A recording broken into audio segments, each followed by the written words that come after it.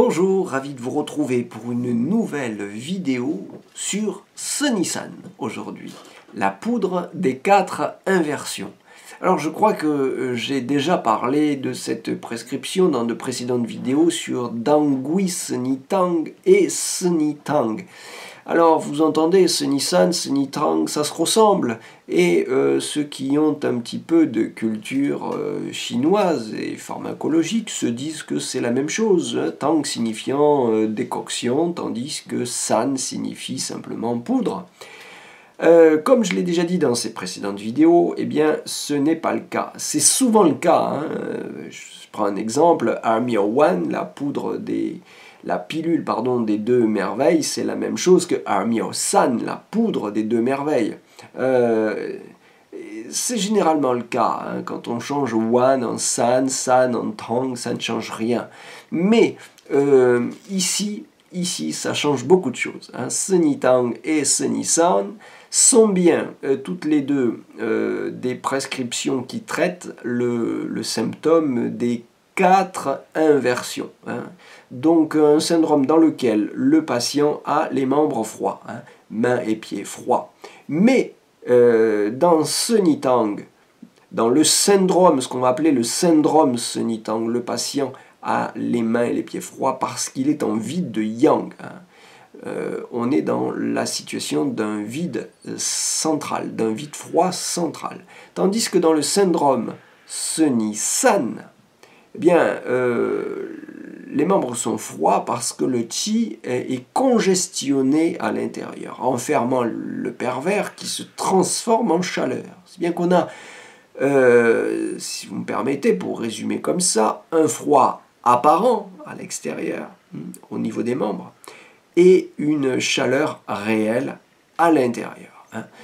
Bien que le Sharanlun, dont cette formule est tirée, hein, c'est dans le Sharanlun qu'on voit cette formule apparaître, dans l'histoire de la pharmacopée chinoise, le Sharanlun ne précise pas s'il s'agit d'un syndrome de froid ou de chaleur. Néanmoins, on peut le déduire de la composition des plantes. Hein.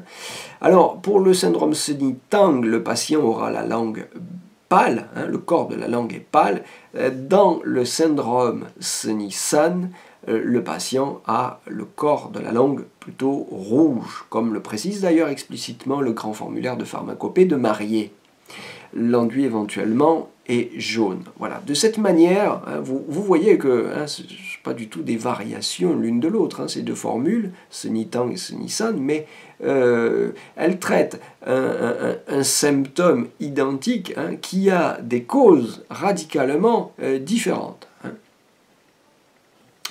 Et du coup, si dans Sunny-Tang on avait, je vous le rappelle, de l'aconite et du gingembre, donc des plantes extrêmement réchauffantes, ici on a essentiellement 3 plantes rafraîchissantes. Alors, enfin, on a 4 plantes puisqu'on a aussi Zhegansao qui est plutôt tiède comme ambassadeur, mais les 3 plantes principales, surtout l'empereur, Cheiru, est une plante amère et froide, hein, qui fait descendre qui va faire monter le yang-chi, mais qui est amère et froide.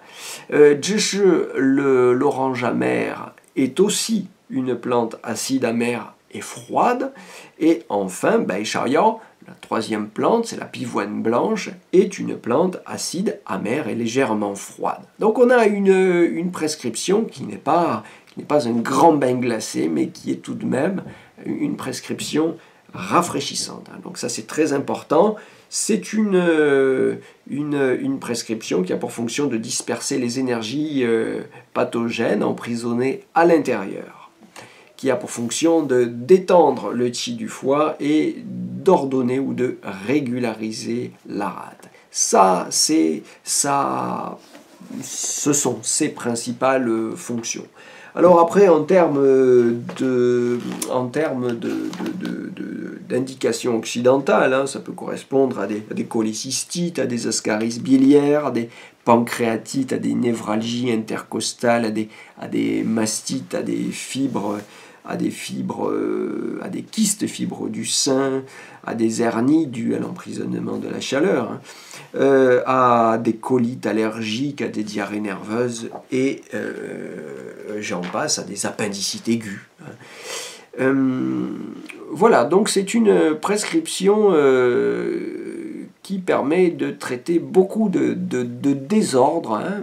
Elle est classée parmi les prescriptions, et c'est même dans le grand formulaire de pharmacopée, la première des prescriptions pour traiter les dysharmonies foie-rate.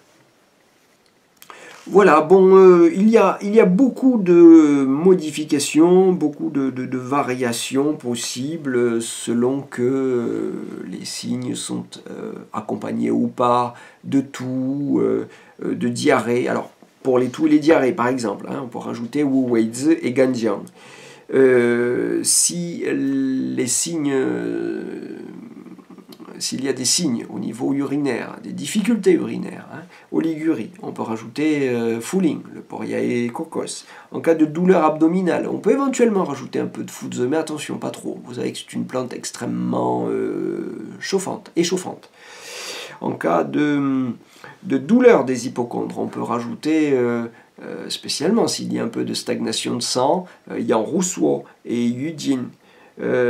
S'il y a des dysménorrhées, on peut traiter ces dysménorrhées, bon, avec Yang Roussuo aussi, mais avec du cyprès, hein, Xiangfu, avec Wuya, avec Dangui, hein, de l'angélique. On peut penser à l'association Wulinzhi et Puhuang, hein, dont on a déjà bien parlé. On peut penser aussi à Danshen, la sauge. Voilà, pour les douleurs des hypochondres et dysménorrhées également dues à un vide de sang. Hein, s'il y a un vide de sang sous-jacent, il faut plutôt enlever Zhishu et rajouter Beiju, Fuling et Dangui.